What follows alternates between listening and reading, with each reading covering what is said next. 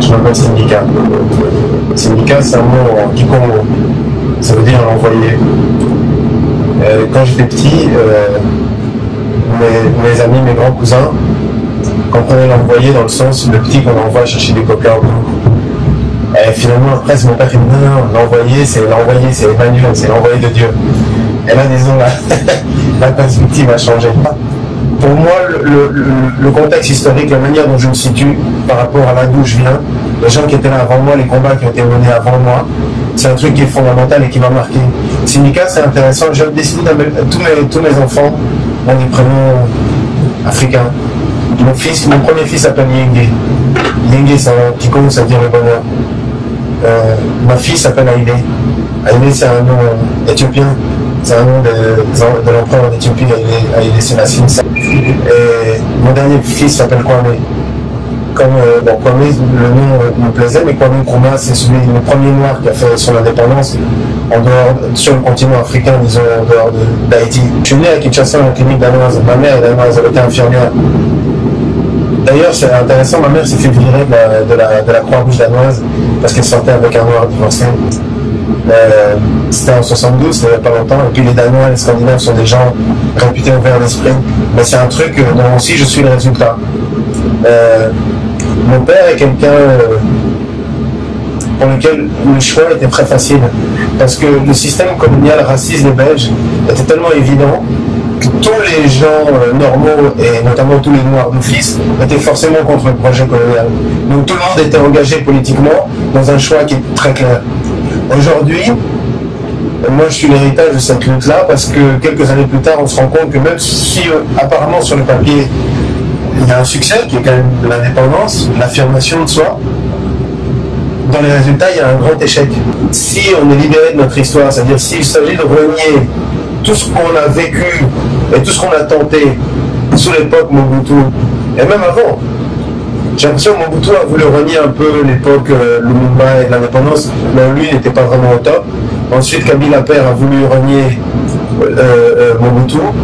Quelque chose que je trouve intéressant maintenant qu'on est en train de vivre dans le Congo contemporain, c'est qu'on a un président Joseph Kabila Kabange qui a mon âge, il a 35 ans, 36 ans.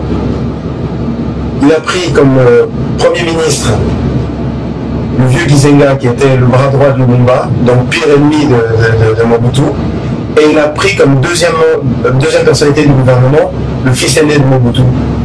Et si tu veux, c'est porteur d'espoir, c'est-à-dire qu'il y a un terreau fertile, on a fait un déblocage institutionnel, mais maintenant, il faut savoir culturellement qu'est-ce que ça nous apporte et est-ce que cette prise de conscience s'opère, et une fois qu'elle s'est opérée, vers où on se projette. Tous les Congolais en parlent. Son nom est sur toutes les lèvres des Congolais, mais personne ne sait vraiment qui il est. Pour certains, c'est un homme d'affaires angolais. Pour d'autres, c'est un milliardaire angolais qui vient sauver la République démocratique du Congo. Mais qui est vraiment Syndicat Dokolo? Bandeko nangai, komo nangai Syndicat Dokolo. Mboka ezali kokufa. Bana bazotanga lisusu te. Baopito ezangi kisi. Mbongo obeko mata. Ti wapi. Totelema biso banso. Totosa biso nyoso. Mobeko likonzi. Moto abangisa moninga te. Yambala oyo ekoki. Esuka na décembre 2017. Mais avant de parler de Syndicat Dokolo, jetons un coup d'œil à ses origines. Syndicat Dokolo est né de Augustin Dokolo et de Anne Cruz. Parler de la biographie d'Augustin Dokolo Sanu n'est pas chose aisée. Très peu de gens connaissent les détails de sa vie privée. En effet, Augustin Dokolo était avant tout un self-made man, un homme passionné du business, des arts et de la culture. Interviewé sur Radio France Internationale, Manu Dibango, ce grand artiste africain, révèle que sa carrière commence à Kinshasa, pas seulement avec l'artiste Kabasele, mais aussi par la rencontre d'un jeune banquier du nom d'Augustin Dokolo. Avant l'indépendance, Augustin Dokolo possède déjà une compagnie de taxis et un dancing club très bien réputé à Kinshasa. Très attiré par les milieux artistiques, il participe au film Les Aventuriers du Kasaï qui est présenté au Festival de Cannes en 1962.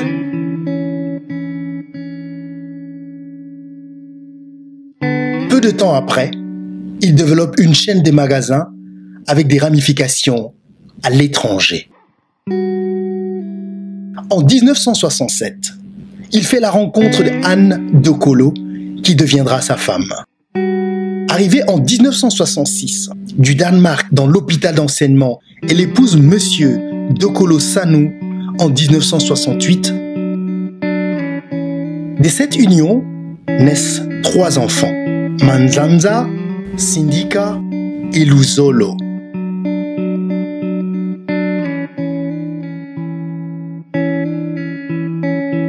En 1969, Augustin Dokolo entreprend ce qui restera sa réalisation la plus ambitieuse. La création de la banque de Kinshasa. C'est la première banque à capitaux nationaux en Afrique subsaharienne.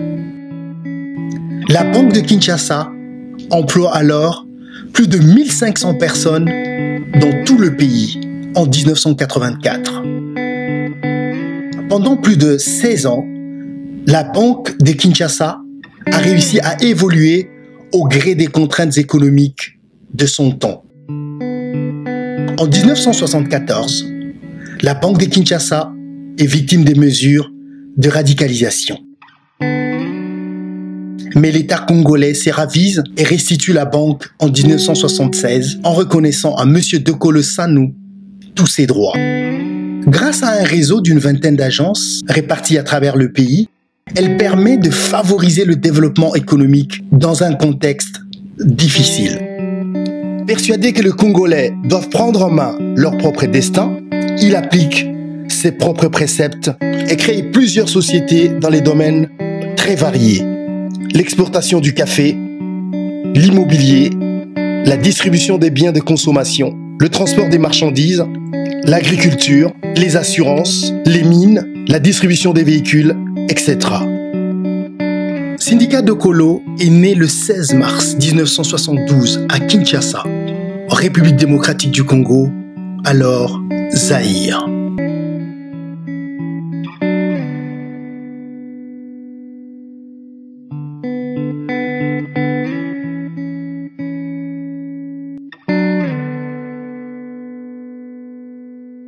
Il a étudié l'économie, le commerce et les langues étrangères à l'université Pierre et Marie Curie en France. En 1995, il décide de quitter la France pour rejoindre son père au Congo et se familiarise avec la gestion de son très large groupe d'activités. Quand son père meurt en 2001, Sindika Dokolo reprend les affaires familiales. Initié par son père, Sindika Dokolo commence une collection d'œuvres d'art à l'âge de 15 ans. Il dit que ses parents aiment beaucoup l'art. Sa mère lui a fait visiter tous les grands musées d'Europe et son père était un grand collectionneur d'art africain classique. Les premières pièces de collection d'art africain contemporain de Sindika Dokolo ne sont pas le fruit de recherches personnelles. Ils ont été achetés en bloc à Hans Bogatzke, un homme d'affaires allemand qui avait passé près de 15 ans à rassembler ses 500 œuvres. Il lance alors la fondation Sindika Dokolo dans le but de promouvoir des festivals artistiques et culturels.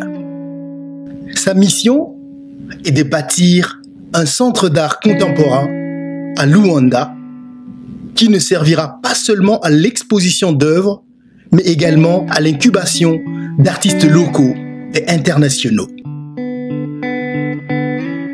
La collection Dokolo réunit plus de 3000 œuvres d'art, ce qui a permis la participation de l'Angola à la Biennale de Venise en 2007.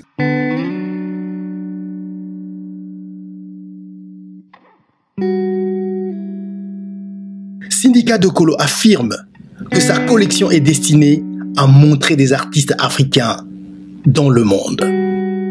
En 2004, Syndicat Dokolo a participé au plus grand salon d'art africain du monde organisé à Londres. Il s'est donc donné pour mission de restituer les œuvres d'art africains volées à leur musée d'origine.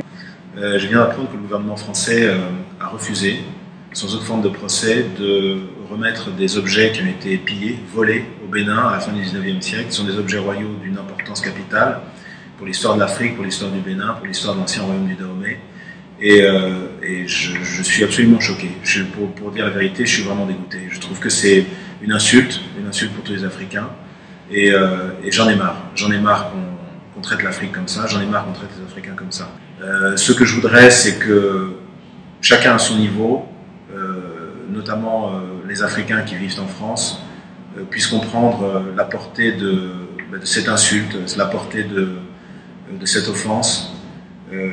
Et j'en fais pas seulement une question de fierté, j'en fais vraiment une question fondamentale. On ne peut pas se dire l'ami de l'Afrique et en même temps venir avec des théories pareilles, comme quoi la loi française ne permettrait pas le retour. Ce sont des œuvres volées, pillées, soyons clairs. Il faut arrêter en France de dire que l'Afrique c'est seulement la pauvreté, Boko Haram, les migrants et les élites corrompues. Et je pense qu'il est temps de commencer à avoir un discours qui soit cohérent et responsable et respectueux. Installé à Luanda depuis 1999, il cumule des fonctions d'homme d'affaires, d'opérateur culturel et de président de la fondation Syndicat Dokolo.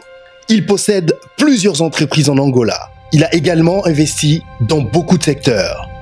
Le diamant, le pétrole, l'immobilier et la téléphonie en Angola, au Portugal, en Suisse, au Royaume-Uni et au Mozambique. Syndicat Dokolo est marié à Isabelle dos Santos. Mais qui est donc Isabelle dos Santos? Isabelle avait 6 ans lorsque son père, José Eduardo dos Santos, arrive au pouvoir. Aujourd'hui, elle n'est pas que la fille d'un président milliardaire. Elle est mariée au riche collectionneur d'art congolais, Syndicat Dokolo, avec qui elle a eu 3 enfants. Et la fête de leur mariage a coûté plus de 4 millions de dollars avec plus de 1000 invités et a été l'un des mariages le plus somptueux dans l'histoire de l'Angola. Isabelle a la réputation d'être une businesswoman, tenace et exigeante sous des airs discrets. Née à Bakou, en Azerbaïdjan soviétique, où son père avait suivi des études d'ingénieur, d'une mère d'origine russe, elle grandit à Londres, où elle a étudié l'ingénierie mécanique à King's College. Elle commence ses activités à Luanda dans les années 90 et travaille comme ingénieure, chef de projet dans Urbana 2000, une entreprise qui a remporté le contrat pour le nettoyage et la désinfection de la ville de Luanda. En 1997, Isabelle a 24 ans quand elle ouvre sur l'île de Luanda le Miami Beach Club, une des premières boîtes de nuit de la capitale angolaise.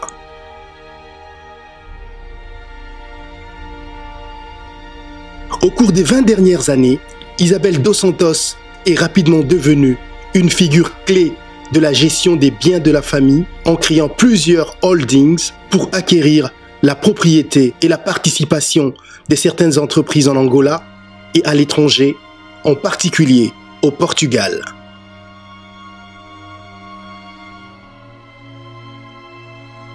Elle a été gestionnaire et a occupé des postes de direction dans les sociétés cotées sur les bourses européennes. En juin 2016, Isabelle dos Santos a été nommée par son père présidente de la Sonangol, la compagnie nationale angolaise des hydrocarbures. En plus d'une fortune estimée, selon le magazine Forbes, à 3,3 milliards de dollars, celle que les Angolais surnomment la princesse se trouve aux commandes d'une société qui présentait un chiffre d'affaires de 40 milliards de dollars en 2013.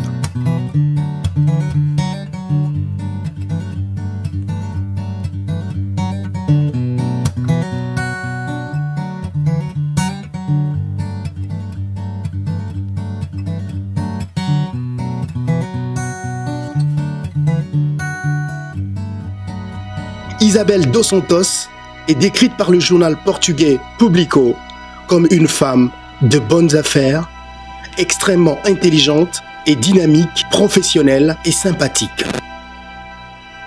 En novembre 2015, la BBC, dans le cadre de la série BBC 100 Women, a élu Isabel dos Santos comme une des 100 femmes les plus influentes du monde. Elle est, selon le magazine Forbes, la femme la plus riche d'Afrique. Son empire financier s'étend aujourd'hui bien au-delà des frontières d'Angola. Au Portugal, Isabel dos Santos contrôle 19% de la BPI, la quatrième banque de l'ancien pays colonisateur. Isabel possède également des actions dans plusieurs sociétés, dont 10% dans Zone Multimédia, spécialisée dans les télécommunications. Retournons maintenant à Sindika Dokolo parce que c'est de lui qu'il s'agit. Il m'a été très douloureux de constater la gravité des souffrances qu'avaient subies les populations qui ont fui le Kasaï et qui sont réfugiées dans le nord de l'Angola. J'ai eu des témoignages qui m'ont été rapportés de choses que je n'aurais jamais imaginé possibles dans le Congo, dans le Zaïre, dans lequel moi j'ai grandi. Des enfants qui sont apparus en Angola sans leurs parents, des gens qui ont été menacés, qui ont été torturés avec des machettes. Toute cette barbarie est absolument insupportable. Et c'est la raison pour laquelle j'ai décidé de parler. Pas tant comme un opportuniste politique, moi j'ai pas de projet politique, j'ai suffisamment de responsabilités comme ça, mais je pense que c'est très important que chaque Congolais, à son niveau, avec ses moyens de s'exprimer, prenne une partie proactive dans le débat autour de ce qui est en train de se passer au Congo et fasse tout pour que ça cesse immédiatement. Ce qui me paraît particulièrement scandaleux et dramatique dans cette situation-ci, c'est que je décèle et je vois clairement la main, sinon complice, au moins irresponsable, du gouvernement de Kinshasa dans l'instrumentalisation qui est faite de ces crises humanitaires. Et ça me paraît tout à fait scandaleux et inacceptable. Quand vous avez un gouvernement qui ne suit qu'un seul objectif, c'est de maintenir le président de la République au pouvoir, quitte à créer des situations d'instabilité qui vont commencer à se généraliser sur l'ensemble du territoire et dont chacune d'entre elles va servir à la stratégie du président pour arriver à invoquer un cas de force majeure ou à repousser les élections au calendrier grec, je vois pas bien qu'est-ce qu'on peut attendre d'un dialogue ou d'un débat avec une personne qui est prête à trahir ses engagements et notamment le serment qu'il a fait devant la nation d'être le garant de la Constitution. À ce niveau-là, ça pose un problème d'une gravité sans précédent et je ne vois pas comment la suite des opérations pourrait se passer raisonnablement avec M. Kabila à la baguette comme interlocuteur. Certains membres de l'opposition qui estiment que vous pourrez peut-être nourrir des ambitions politiques cachées. Comment réagissez-vous? J'ai un grand respect pour la fonction politique, même si effectivement, malheureusement, la classe politique vis-à-vis de la population congolaise, de l'opinion publique, a beaucoup souffert des stratégies que M. Kabila a développées pour la décrédibiliser, notamment les dédoublements de partis, les corruptions, les faux procès divers et variés. Et par rapport à ça, j'ai l'impression qu'effectivement, il y a un peu une souffrance aujourd'hui au Congo de la classe politique qui se sent, dans le cadre de l'opposition, fragilisée à un moment complètement stratégique, là où avec la fin de l'année qui avait été prévue dans les accords de la Saint-Sylvestre, qui devait normalement déboucher sur les élections en 2017, des élections présidentielles législatives, on voit déjà que ça n'aura pas lieu. Et donc j'imagine que l'opposition a absolument besoin de se renforcer à la veille de ce grand face-à-face qui déterminera si on va retourner vers les acquis de la Troisième République, c'est-à-dire la démocratie au Congo, ou si on va rentrer directement à la période la plus sombre de la Deuxième République et du moboutisme, avec un nouveau concept maintenant de kabylisme, de chef à vie et de parti unique. Les déclarations des syndicats Dokolo sont-elles innocentes?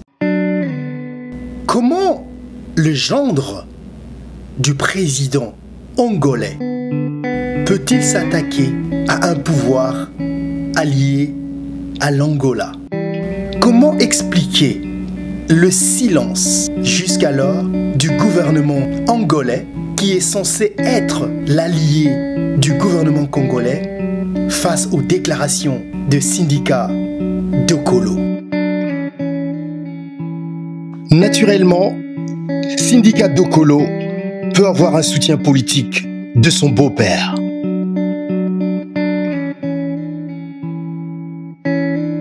Avec tous ces atouts, Sindika Dokolo va-t-il réellement s'engager en politique?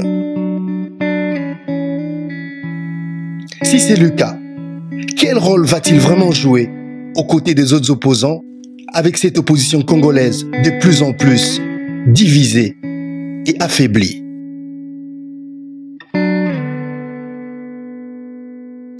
Et si Sindika Dokolo était l'homme de la situation?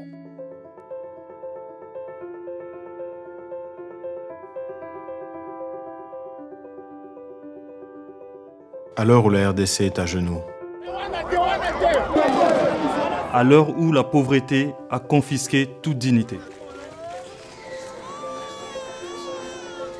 à l'heure où on pille, tue et viole tous les jours en toute impunité. Well, we've seen similar scenes all around the city. People are out in the streets shouting Kabila out. À l'heure où le mot justice, droits de l'homme, démocratie et état des droits ont perdu tout leur sens. à l'heure où les pouvoirs nous violent notre constitution. Les élections doivent être convoquées. Des Congolais ont décidé de dire stop. Stop. Stop. Stop. Stop. Stop. Je ne suis pas une victime, je ne suis pas à genoux.